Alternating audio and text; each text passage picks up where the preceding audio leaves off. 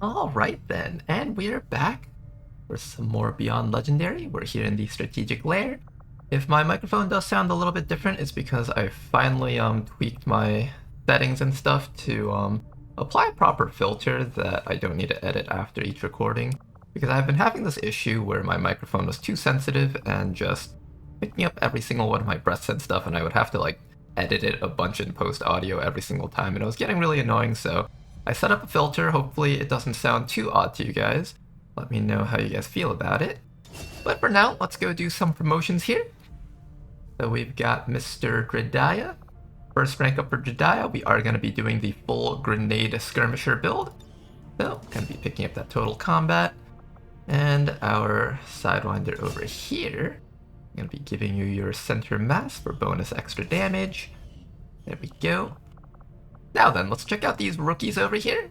We're going to be starting out with Antarezic. Ooh, okay. So we've got Storm Rider, Hell Knight, and Grenadier. Normally I would try to pick something different so I can showcase some variety. But Beyond Legendary is tough enough that I think I should just optimize and just pick the best stuff for the job. So I'm going to be picking Hell Knight right now. I just think they are one of the strongest classes in the game. They come with Fortress, they come with tankiness. There's just too much that they offer that I don't want to deviate from my build too much. Let's take a look at some of their XCOM row perks here. Barriers applied to the Hell Knight absorb an additional point of damage. Ooh, interesting. We also get Psi Reanimation. This is the exact same thing that the Sectoids have, I believe. So we can make our own little zombie army if we ever have the opportunity. We have Combatives. Gain Might when struck. Might grants 30% increased damage, expending 1 Might stack per attack. Can only trigger once per ability, even if the Hell Knight is struck multiple times by the same attack. Okay. Interesting. Project psionic shields around the soldier and nearby allies for 3 turns. The shields will collapse if this soldier is killed. Okay then, this is kind of interesting. Our Hell Knights are technically shield tanks, so it would be nice to actually give them more access to shielding. This person has low combat intelligence though, so we do have to keep that in mind. We also have Dragon Force. Applies multiple stacks of might to an ally, causing them to deal more damage with their next attacks. Number of stacks depend on the Hell Knight Psi offense. An additional stack is applied at 60, 110, and 160 Psi offense. So currently our Psi is at 59. Let's put that on. So currently our stat is at 59, so it's like right below where we would get a second stack. But I believe how the stacks work is each stack gives us 30% increased damage output.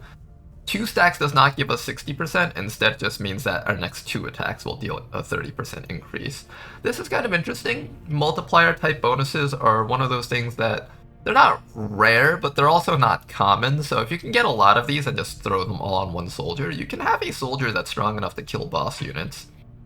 Looking at the soldier right here, their combat intelligence is kind of low. I'm not really sure what I will end up doing with this soldier. This is kind of a unique ability, and I do kind of want to try playing around with it though, so I might consider taking this, or if I want to, I could also just take a bunch of these lower ranking abilities, and that would also fit within the, I think this gives us like 35-ish points. This is exactly 35 points in fact.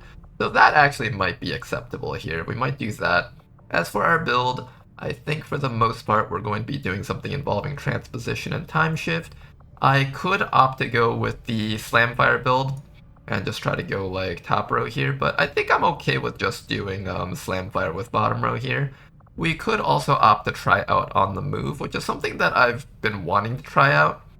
Seeing as how we have a 17 mobility Hell Knight, I guess I could try it out. Yeah, maybe we should.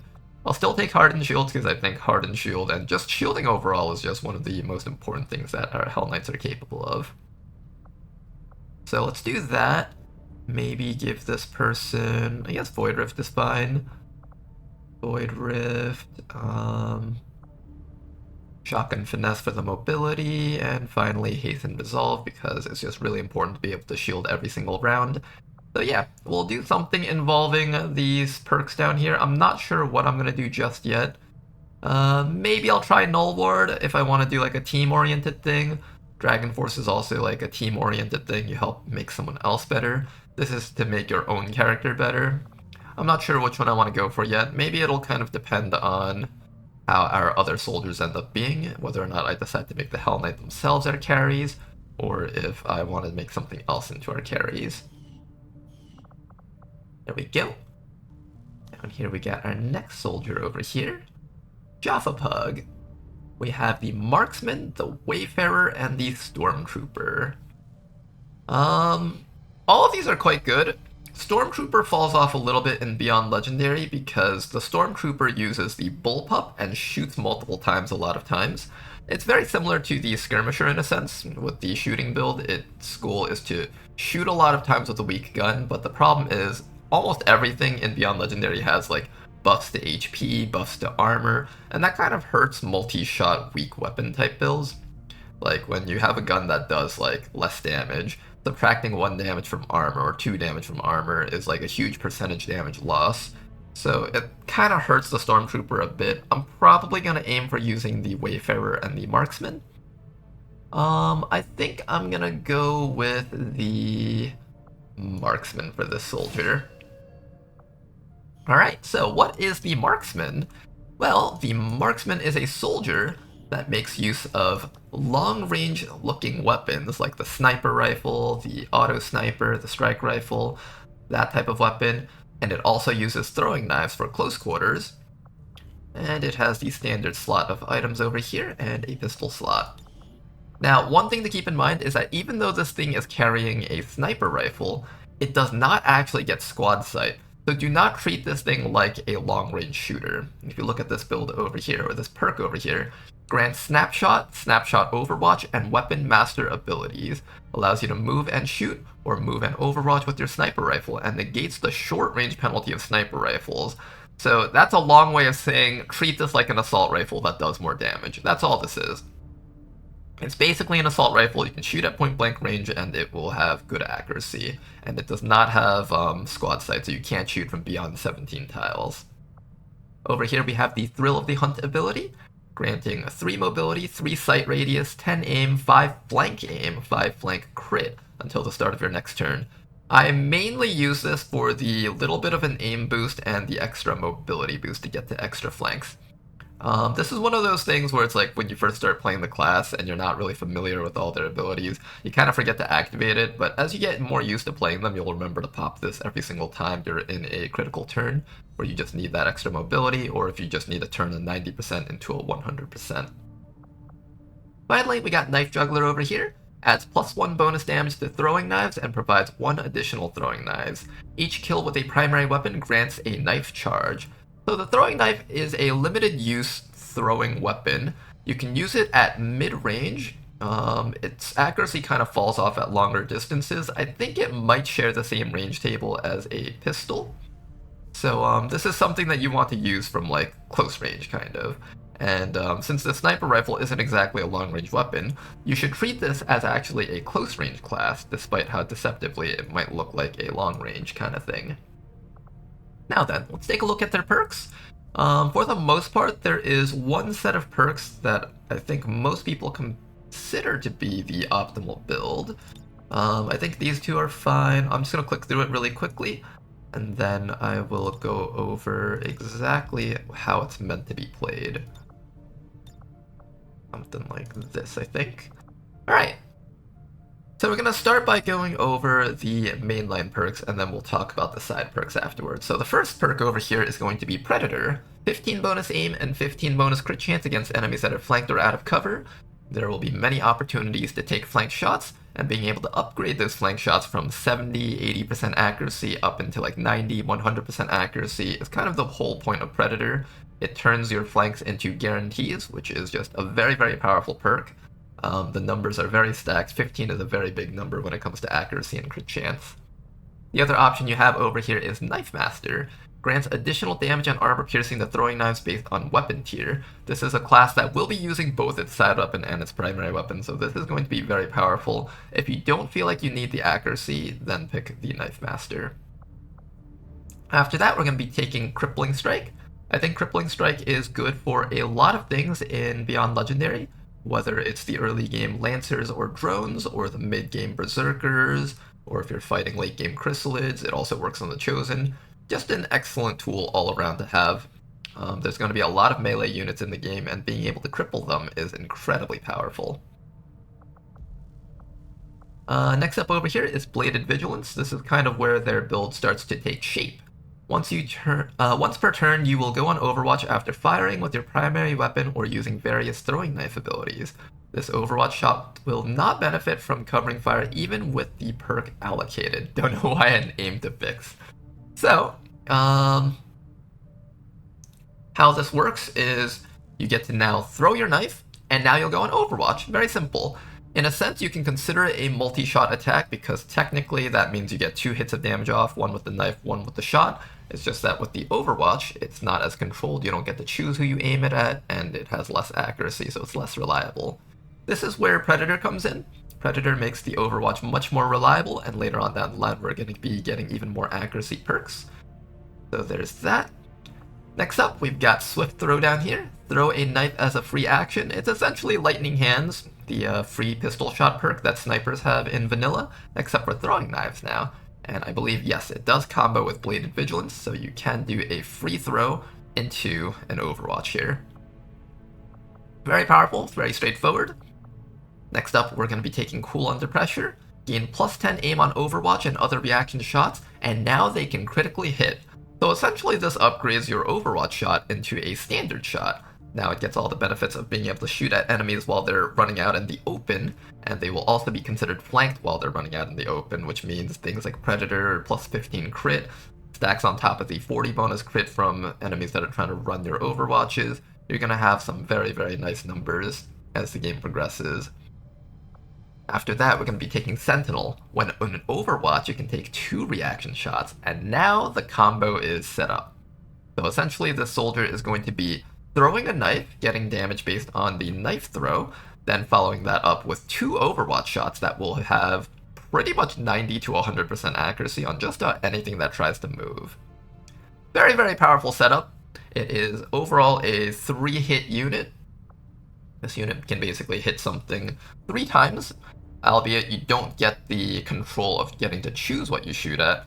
So overall, this type of unit is probably better served in either missions with small numbers of enemies, so that even though you're only shooting 2 times with Overwatch, there's only 2 enemies alive, or you're on an untimed mission, or you're on an untimed mission where there's lots of enemies, but you get to sit at a safe distance and just kind of comfortably shoot where the situation is under control.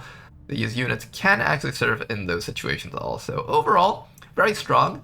When you consider just the raw number of attacks being made, any unit that can do up to 3 attacks is pretty much considered, in my opinion, a strong DPS unit. And this unit is definitely among one of them. And finally, we have Lethal over here. Do 2 additional points of base damage and 1 additional point of bonus crit damage as your primary weapon. You guys might have seen this on the Skirmisher already. And yeah, just raw damage number upgrades. And since we're shooting twice with our sniper rifle with Sentinel, this is actually a 4 damage boost, assuming both shots connect. Alright, so that is kind of like the baseline build that I personally like. Now we can go over some of these other ones and why I wouldn't choose them or why they might be an option. Ever Vigilant. If you spend all your actions on move, you are guaranteed an automatic Overwatch shot at the end of the turn. Now, there's a bit of a problem with this perk. There's a lot of things that actually break it. So for example, opening a door technically counts as an action even though it's free. And that does cancel your Ever Vigilant, so you won't get any Overwatch shots if you do that. If you activate free abilities, such as Swift Throw, even though you still have both your actions, that does count as canceling Ever Vigilant. So there's a lot of things that causes this to not work. And plus, if you end up taking Bladed Vigilance, you're automatically getting an Overwatch anyways after your knife throw, or you can just manually Overwatch if you can't even throw your knives. So overall, I think this is kind of an unnecessary perk in a sense. The one edge case that I might see you taking this is if you choose not to take Bladed Vigilance for whatever reason. Then you might want to have Ever Vigilant. But other than that, though, there's not really much of a big reason to pick this. Alright, next up is going to be Deadeye.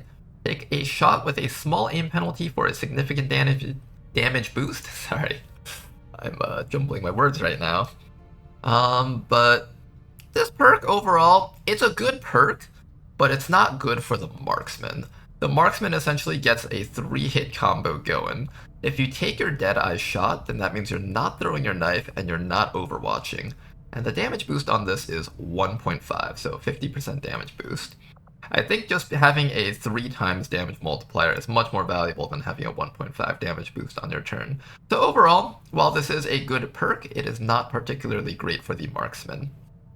Now the final perk over here that we can see on the Corporal rank is Stop at Nothing. Whenever you enter Overwatch or use Suppression, you can gain 20 defense until the start of your next turn. That's actually not bad. At first you might think like, oh, because a lot of XCOM players think, oh, if we just kill all the enemies then defensive perks aren't necessary, but we're playing Beyond Legendary here. We're gonna get shot at. That 20 defense is going to probably make a big difference on whether or not the soldier survives till the end game. And if you really, really love a specific marksman or soldier that you really just want them to survive till endgame, it's not a bad idea to give them like just one bonus defense stat. This will pretty much make it so that this soldier is never the enemy's first target to shoot at when they're on Overwatch. They'll have much more defense than anyone else on the team, and that's not a bad thing. Marksmen are a very strong endgame soldier at max rank, so preserving them is really good actually. Having them shoot at your Hell Knight or your other tank units instead, that is actually very much a good thing to have. But you have to balance that between Crippling Strike though. I think the ability to lock down certain enemy threats like Stun Lancers is just too valuable. If you guys have seen the Beyond Legendary Stun Lancers, they are absolutely insane. They have like a 50% chance to crit you just by like pointing and clicking on you with their melee attacks. And they do so much damage. They pretty much do so much damage that even my tanks are sometimes scared of them. That's how bad they are. So I try really hard to have solutions for Stun Lancers, and this is one of the better ones. But if you're confident that you don't have to have Crippling Strike on your team, this is not a bad option at all. Now then, over here we have 2 other perks. Tactical Retreat grants a movement-only action after throwing a knife, can happen multiple times in a turn. That's kinda nice, it would be cool, but the problem is you want to be able to throw your knife and Overwatch so you can enable the Sentinel Cool Under Pressure combo, and unfortunately Tactical Retreat just doesn't let you do that. Extra movement is nice, but this is not a class that requires them to stand in a dangerous position, even though they are a close range class. They do get cover and stuff. They're not like a sword user that kind of has to stand out in the open and just like get shot at. So overall, I don't think this is particularly necessary. Same reasoning for Implacable. Most of our killing is actually going to happen on the enemy turn due to our Overwatch abilities. So Implacable isn't really going to be very helpful here. Next 2 perks, we got Running on Empty. Once per turn, if the soldier moves while out of ammo, reloads 1 ammo. That's okay. I think this is easily solved by having automatic reloaders and expanded magazines, so for the most part, this isn't exactly necessary. This isn't the type of class where they just need to be able to back-to-back shoot. They are allowed to reload between their combos, so this is kind of not that necessary. Fend Off. Enter a special Overwatch which grants up to 3 reaction shots and the Covering Fire ability. This one's kind of interesting because it does actually mesh with the Overwatch build that this type of soldier tries to do. It does work with Cool Under Pressure, and it will work with Stop at Nothing. I was asking about how this worked with things like Sentinel, and it seems like the modders are saying that this doesn't work with Sentinel, so unfortunately it doesn't have that bit of a combo there. And another issue is that it does not work with your knife abilities. So the main combo is to throw a knife and then automatically go on Overwatch. This is an activated ability that you click on, so you do not get to throw a knife and then click on this ability, unfortunately. So this essentially cuts out your entire secondary weapon slot. If you're planning on building this as a long-range soldier, which there is a build for later on, if you're planning on doing that, this is an option, but for the most part, I think it would be kind of a waste not to take advantage of both their secondary weapon as well as their primary weapon. Now over here, if we are doing Overwatch, this is pretty much a must. There's almost no reason to take anything else unless, for whatever reason, you really feel like they need to be the ones to run the Overwatches. But there's other classes that can get lightning reflexes, and there's other ways to remove Overwatch. This is not the type of class that needs to close distance and trigger enemies' defensive abilities, so I don't think we need to worry about lightning reflexes. The bonus damage on Hunter's Instincts would be nice, and it does combo well with things like Predator, but once again, you're losing out on your crit chance as well as your accuracy and reliability for your Overwatches. I think this is just too important if you're planning on running an Overwatch build. Then finally over here, you could take double time, but why would you care about movement when you can just shoot them twice, right? One argument can be made for knife encounters, where you get to throw your knife and then Overwatch, or throw two knives. It gives you that bit of flexibility, but you're giving up your multi-Overwatch ability for a multi-knife ability. And overall, it is better to just take advantage of the fact that you get to have triple attacks rather than just having two knife attacks. Now, the final rank over here. First, we got Terminate. Throw your knife up to 3 times at a target. This is actually quite interesting. If you do have a lot of fun knife perks down here, you could do like a fully knife-oriented build, possibly. It really depends on what knife perks you roll down here, though. I don't even know like how good the random knife perks that these guys get are. So I can't say too much for this, but for the most part, unless you're doing like a full knife thing, this isn't as relevant. But you can actually do this, though. This gives you, you can have like 1 free throw with your swift throw, 1 regular knife throw, and then with your bonus action, you can use Terminate to throw 3 more knives. You could just unload 5 knives in 1 turn, and that technically is more damage than unloading 2 shots and 1 knife in a turn. The one issue is that you're going to run out of knives really quickly with this combo, so you do need to get kills with your sniper rifle to reload your knives. And the final perk over here is Rangefinder. Grants Squad Sight and Long Watch perks. So Squad Sight allows you to shoot like a regular sniper, and Long Watch allows you to overwatch like a regular sniper. This has value. Particularly with Fend Off, if you really just don't care about throwing knives and you just want to have like a long-range support unit or long-range damage unit with Overwatch capabilities, this is the way to go. You could do Rangefinder, Fend Off. Nothing wrong with that. Fend Off has a 4-turn cooldown though, so you won't be shooting 3 times every round. You'll be doing your little Overwatch combo for the most part, so getting 2 shots in most rounds, and then occasionally 3 shots. That's kind of okay, but I think overall the DPS is higher with the knife and multi-shot ability. But if you're lacking on squad sight units though, feel free to pick this. This probably isn't that bad. The one issue though is that if you want to treat this unit as a squad sight unit, you kind of have to wait till Master Sergeant. So from Squaddy up until Gunnery Sergeant, you can't actually treat this unit like a sniper, unfortunately. So that's that. As for this soldier's perks down here, let's take a look. I'm seeing Serial down here, which is quite interesting, actually. With Serial, it might actually lend some credibility to taking Hunter's Instinct, Lethal, and running on empty. This is a perk that is in Vanilla. It's a little bit nerfed in Long War, I believe. A powerful chain shot ability. For every kill made with your sniper rifle, your actions will be refunded. Serial is meant to chain kill enemies in a single action, as every kill is essentially free. Successful kill does result in a reduction to critical hit chance and damage, however. So your crit chance goes down and your damage goes down. Since this thing cares mostly about maintaining its damage output, damage increasing perks like Hunter's Instincts and Lethal are a really good detour to take, but then we do have to give up Cool Under Pressure and kind of damage our multi-shot perk combo. I kind of don't want to do that, so let's take a look at some of the other perks this guy gets. Burial Shot, kind of interesting. Grants the Aim and Trench Warfare perks. Aim increases your aim and crit by 20 after hunkering down. Trench Warfare will hunker you down at the end of your turn if you have killed an enemy. I think the one issue with this is I'm not sure whether or not this combos with the Overwatch build. Let's say, for example, we throw a knife and we kill something. We'll hunker down at the end of our turn. I think that bonus lasts into the enemy turn, right? It might. This might actually have some value for this build. We'll see. The other perk over here is Reaction Fire Shots now ignore half of cover bonus. Ooh, this is not bad, actually. So if your opponent is running Overwatch and there's like a half cover line of walls in front of them, they do actually get cover against that, which means Predator does not go off. This can mitigate their cover bonuses a little bit and make your accuracy just a little bit better. I might be taking this. Yeah, I think I'm gonna be taking that actually. This guy's combat intelligence is average, so maybe what we'll do is we'll try out something like Opportunist and Duck and Cover.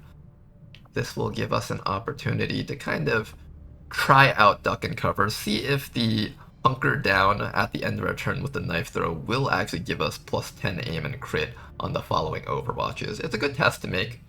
I think that's not a bad idea. If it doesn't work, then we've wasted 25 points, but, you know, it's not the end of the world. This guy's other perks aren't particularly great for his combo, besides maybe Burial Shot. So I'm willing to give that a bit of a test here. Alright, final soldier. Let's go take a look. We got ourselves a Juggernaut, a Geneva, and a Technical. I'm thinking we go for Geneva. The name of this class is really funny, and it is a class that I've actually been looking forward to getting.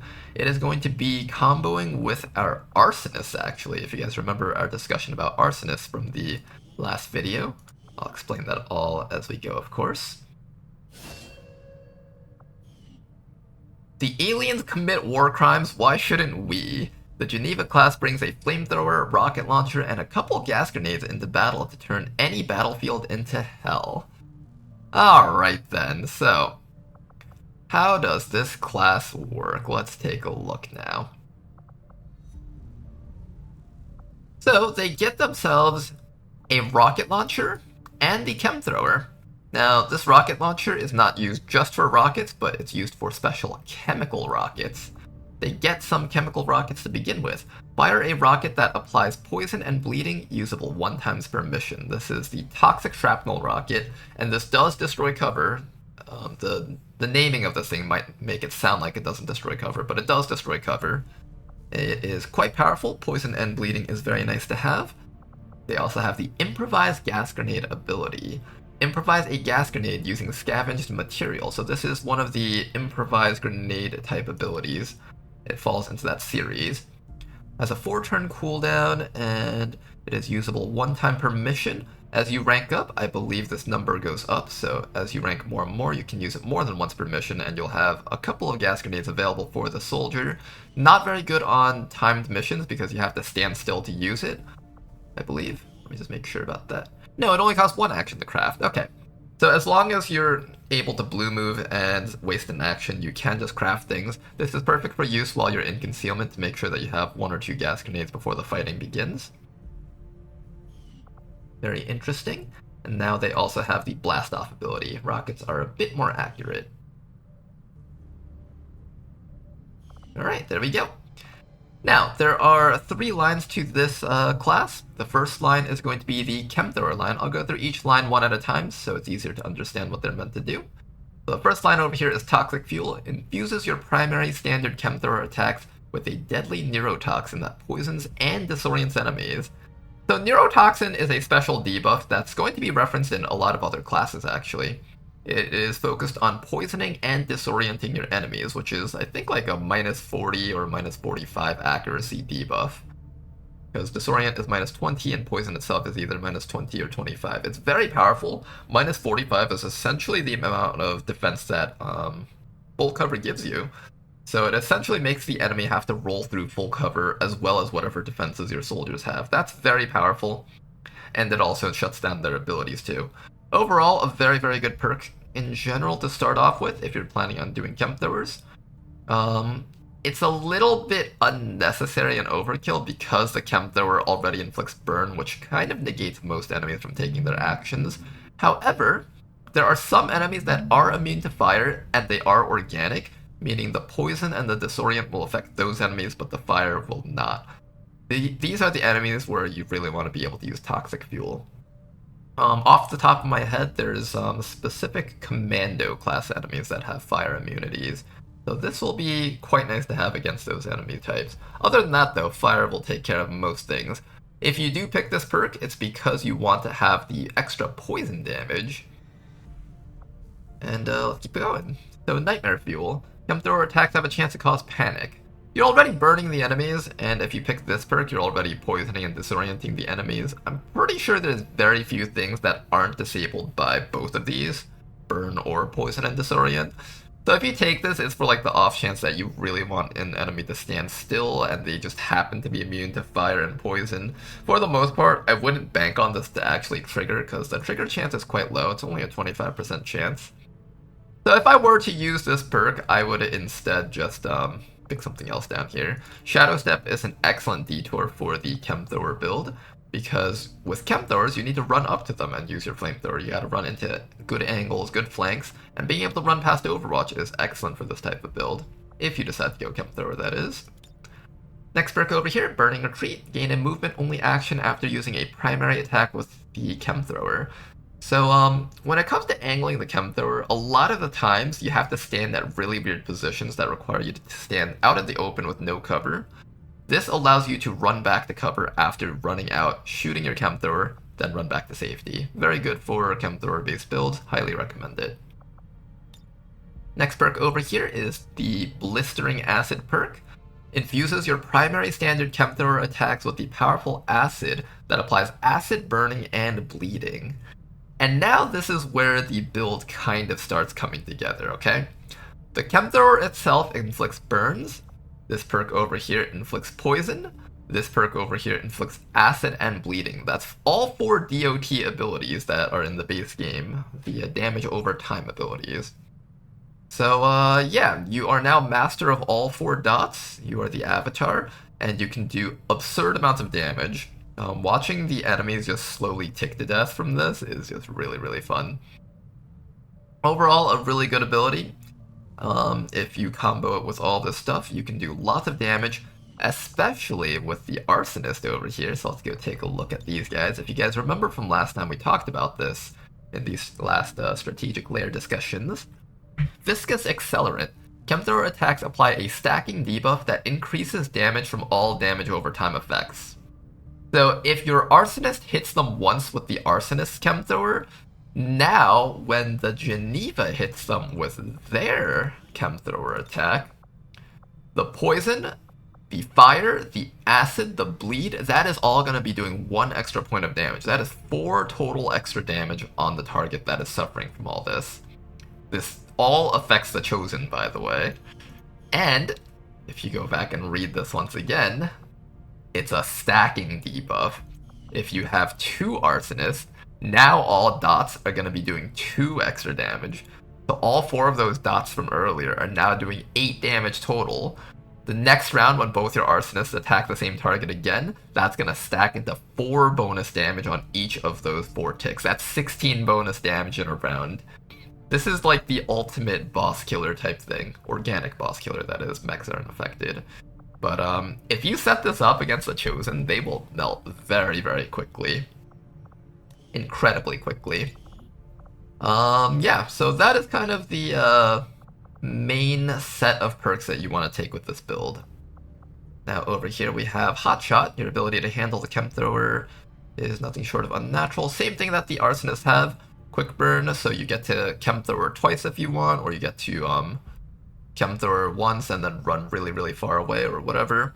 Bind Control will ensure that your Chemthrower's offensive actions never affect friendlies, so you can now shoot into a group of teammates and you don't have to worry about burning them. You can overwatch with this guy without worrying about them lighting your friends on fire and such.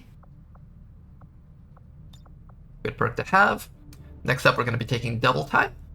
Getting extra bonus movement with the Chemthrower class is always a good thing.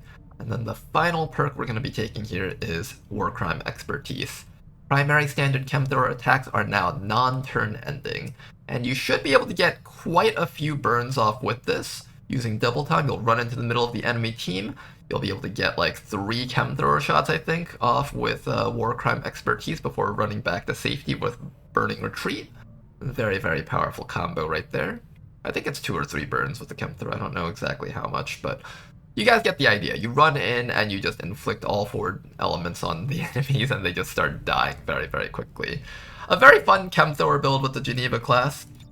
This is the kind of build that you would take if you happen to have, lots of mobility and decent accuracy, which this class this guy does actually have. That's a pretty heavy contender for a build that I'm going to go with this guy. It's all going to depend on what perks I get down here, though. Go through some of the other ones available here. So the next perk that we are going to, the next perk line that we're going to talk about is probably going to be the rocket perks, actually. So that is going to be the bottom row here. Over here you do have the Grenadier ability. This unit gains a grenade slot. Additionally, the cooldown of hand-thrown grenades is removed. That's not really a rocket perk. What's this? Once per turn, simple and advanced improvised grenade abilities refund the actions used. That also is not a particularly rocket-based ability. Go to the next one here. Volatile mix. Your grenade's area of effect is increased by 1 tal. So they seem to have a lot of grenade perks at the beginning ranks. It's over here where we start seeing the rocket perks, though. So let's look at these. Your rockets are more accurate, and gauntlet rockets deal +2 damage. Now, these guys do not have gauntlet rockets. Gauntlet rocket is a special type of rocket equipment that is given to a different class. This class does not get gauntlet rockets, though. But they still do get more accurate rockets. This is going to be a very nice thing to have. Being able to shoot rockets that are reliable and landing exactly where you want them to land is very nice to have. So you definitely want to take fire in the hole here. After that, we now have access to the Acid Splash Rocket. Fire a rocket that inflicts acid burning, shred, and rupture. And these are all upgraded based on the level of rocket launcher that you have. So there are upgrades to the rocket launchers. Usable 1 time per mission. So here's the exact numbers. A 3 rupture damage is quite powerful. And another thing to keep in mind about rupture is that rupture affects DOTs. So for example, in the endgame when we have a rupture for 3, that means every single one of our DOTs that we inflict on that target will be increased by 3, not just shots and attacks. So burns, acid, poison, all that stuff gets increased by 3 damage. Very, very powerful if you have ways of inflicting rupture on the enemies.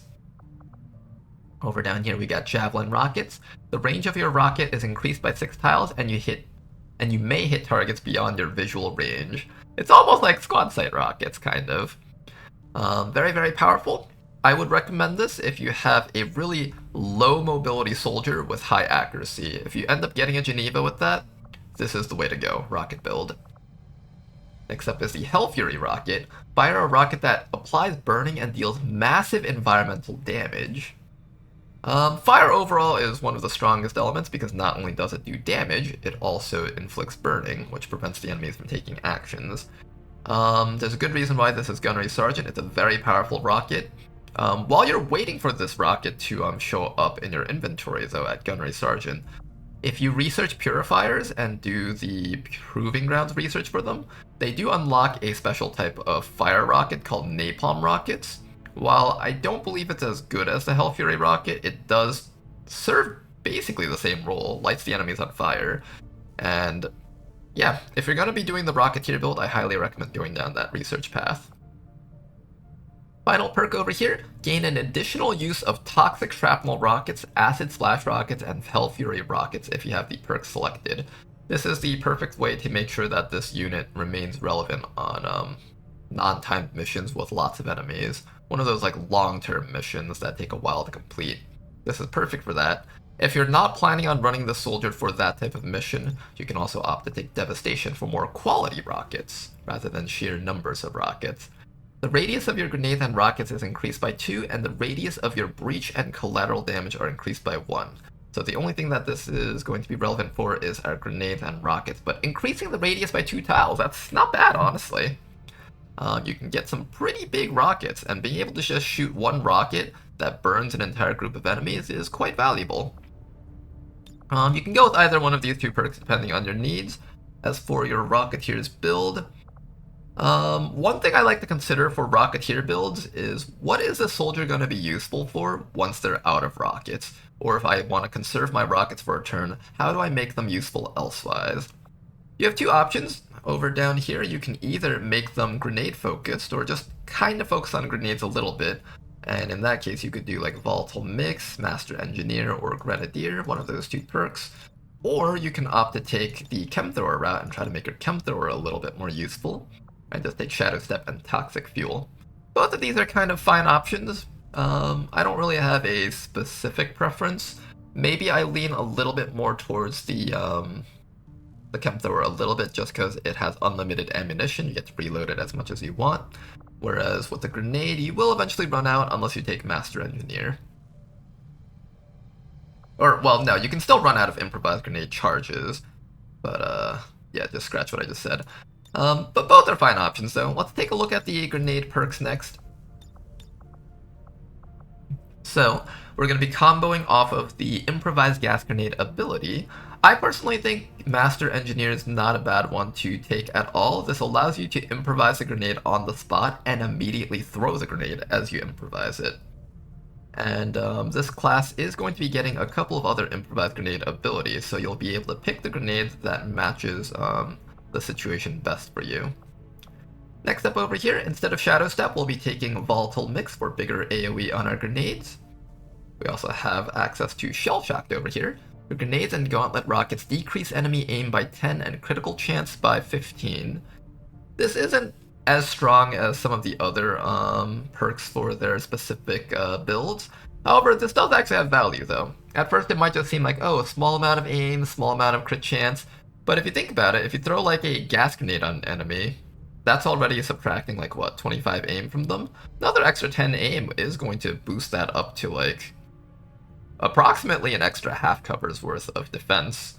So if your team's already in half cover or full cover, the enemies are pretty much going to have like almost 0% chance to hit you, maybe like a 10%, 5% chance to hit. And now, a lot of enemies in this mod pack are going to get decent crit chances against you. And you'll see over here, we do reduce critical chance by 15%. This makes it so that if the enemy shoots at you while you're in cover, there won't be any chance of any surprise crits with like 2% crits out of nowhere. You can get rid of that chance. That's really, really nice, actually. It might not seem that relevant, but it is actually quite helpful. Over here, we can improvise our acid grenade. I just said gasid grenade. Acid grenades.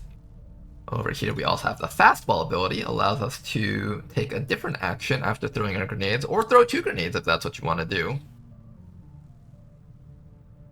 Actually, I believe grenades have a cooldown to them, so unless you take the Grenadier ability, you can't throw 2 grenades back to back. I could be wrong about that. Improvised Incendiary Grenade. This is the best variation of grenades. Being able to light things on fire is very, very powerful. And having extra copies of this grenade is not a bad thing at all. And finally, you're going to be taking Devastation for one more increase in area on your grenades. I think between Devastation and Volatile Mix, the area and size of your grenades can probably match certain rockets, actually. It's not bad. If you don't want to have to deal with the accuracy check that rockets have to go through, being able to just throw pinpoint accurate grenades that are almost as big is really not a bad option. I think whether or not I would pick the grenades over some of the other stuff is really going to be dependent on what we get down here. So let's take a look at our XCOM perks in the lower row and see what things we would want to try building ourselves. Starting over here, we see an improvised flashbang. That does actually give a bit of credibility to taking Master Engineer, actually. Incandescence. Chemthrower attacks illuminate foes, making them easier for allies to crit. I think this is like around a 20% bonus? 15% bonus. Quite powerful. Effect lasts for 2 rounds. Very good perk. If the enemies do survive your flamethrowers, that is. Lick your wounds. Hunker Down restores 2 health when used, up to a maximum of 8 per mission, and removes poison, burning, and acid burning. That's actually not bad. There's going to be a lot of times where you're going to wish you had the ability to put out fires by just hunkering down or something. This perk will give it to you. Chemthrower Reaction Fire has a 20% increased chance to crit. This soldier doesn't really use Chemthrower Suppression or any of the Overwatch abilities that Chemthrowers have, so for the most part, I think this perk is going to be a little bit underwhelming on this type of build here. Plus 3 mobility, 20% harder to detect while concealed. Mainly I would be picking this for the plus 3 mobility, although being a little bit harder to be detected will help you if you want to set up Chemthrower ambushes, which can be very powerful if you succeed at those. Not a bad perk. Vile Concoctions. Increase DOT damage from grenades by 2. Ooh. That's not a bad one, actually. And finally, we got Iron Rations over here. Gain 1 bonus use on all your grenades and equipped rockets. Also get 1 extra frag grenade in addition to your equipped grenades. Okay then, we have a couple of choices here. The first choice is to take advantage of their +3 mobility. This soldier already has a lot of mobility. Adding +3 to that will really help aid in their ability to get into position to use chem throwers. And we can combine that with incandescence to have a pretty decent chem thrower build. And we would just do something like so. That's one line that we can think of. The other line that we can think of is taking advantage of Iron Rations and Vile Concoctions. Now, this combo over here takes up 65 points, so we will be eating into our XCOM AP pool if we do this. And the justification for this would be whether or not the damage over time from our grenades is enough to turn this into sort of a super soldier. Let's think about this.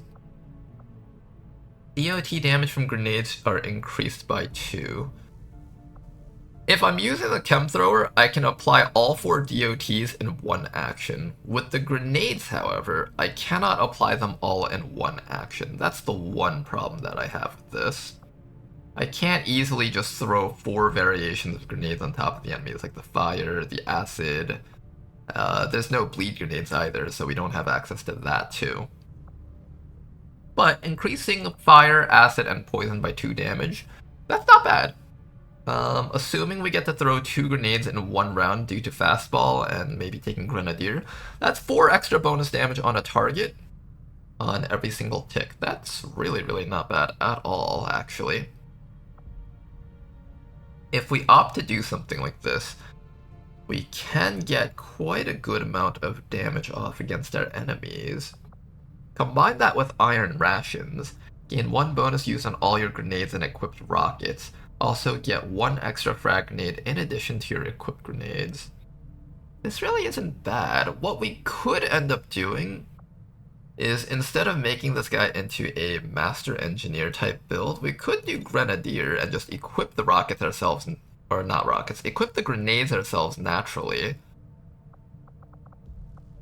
Okay, that's an option. We can equip our own grenades. We can take something like Volatile Mix. I'm not sure if Iron Rations counts these as equipped rockets. It might not. I don't think those count as equipped rockets, unfortunately. So we won't be getting bonus rockets out of the Acid and the Hell Fury rocket. We could take Fastball. If we're not planning on improvising our own grenades, are there any detours that we would want to take in terms of build? Maybe I would want to take a quick detour into,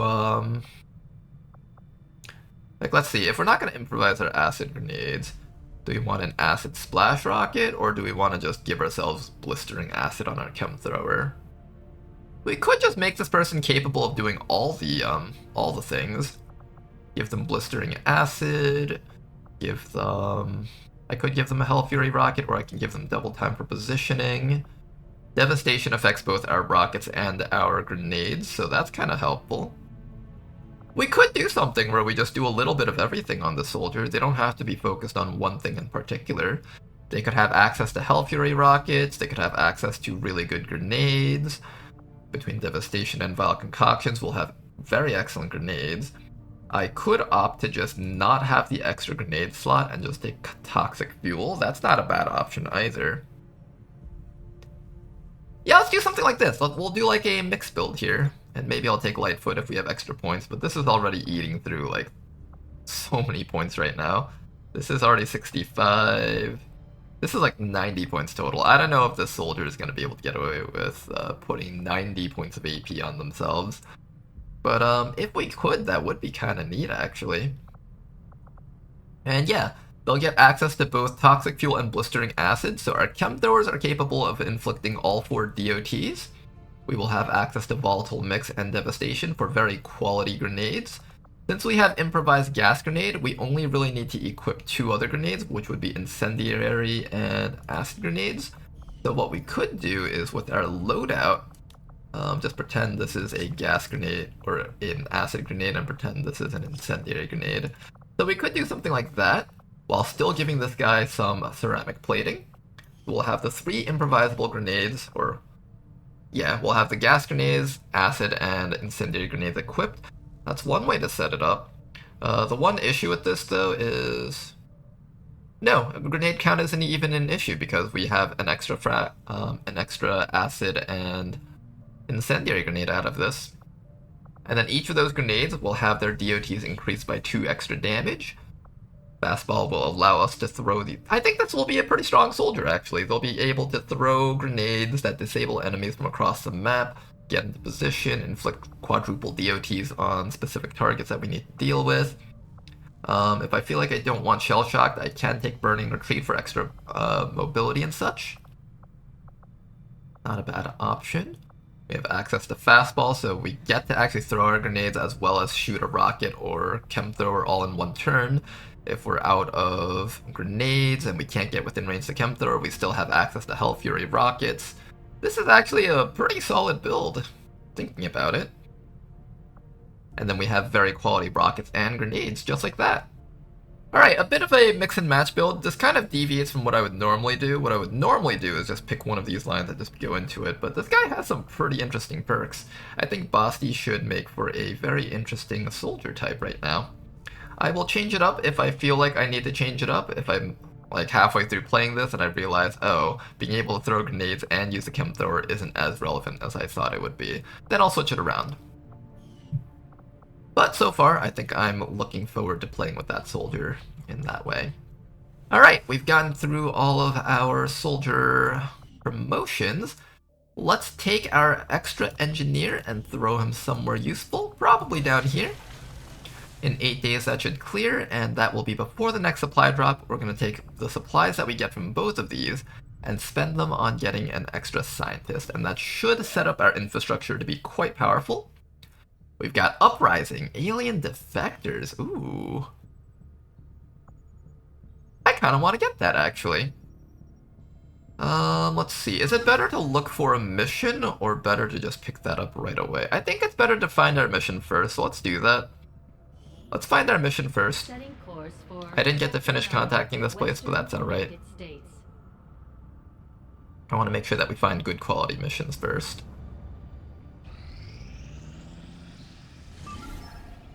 This is about ready. Yep, it's about ready. Alright then, so for the next episode, we're going to be heading into a Rescue Resistance Contacts mission. There's going to be 7 to 9 enemies on this mission. Nothing too surprising. It'll be just about what we expect a mission to be. For this one, we've got a full squad of 6 soldiers. 5 of them are rookies, with Mr. Reed, our Hell Knight, leading the rookies. Hopefully he'll train up the kids, bring them back home nice and safe, and we'll have 5 extra promoted soldiers.